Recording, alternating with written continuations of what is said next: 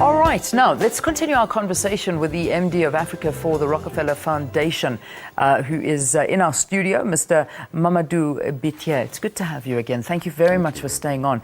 So you've been in operation here in South Africa for a year and a half? Yes, Digital Jobs Africa has been launched here in Cape Town last year in May in the fringes of the World Economic Forum. Yeah. But the work around impact sourcing has started much earlier.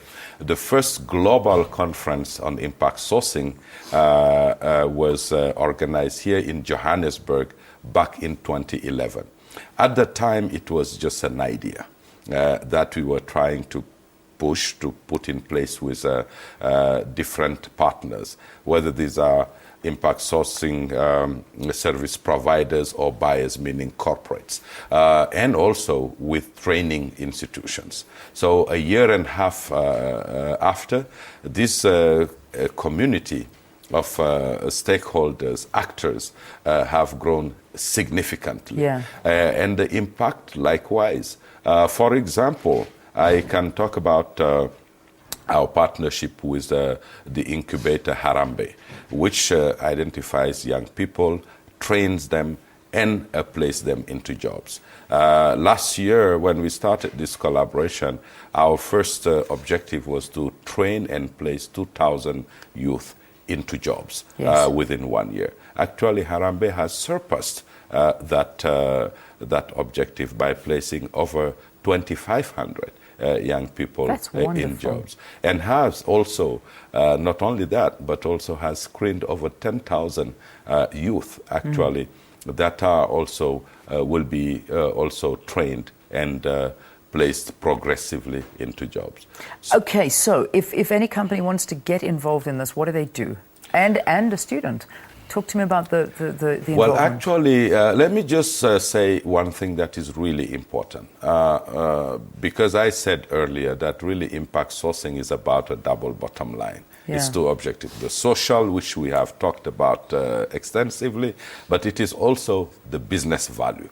And I believe that the success of impact sourcing really will depend on corporates really seeing the business value it brings. Yes. It's not just having a social impact, which is, by the way, very important. But what it really gives to businesses is for an equal quality or even a superior quality of execution of the job, it gives really lower cost. Through actually reduction of competition on the talent pool, because here impact sourcing is allowing to tap into a talent pool that has not been utilized before. Absolutely. Number two, it is also translating into lower attrition rates. These young people tend to stay longer into jobs. So that you don't have to retrain them and all of that. The second, it is really highly motivated, actually, workforce. And this is really important. So it is stable and engaged workforce. This is really what every employer is looking for. Is looking for.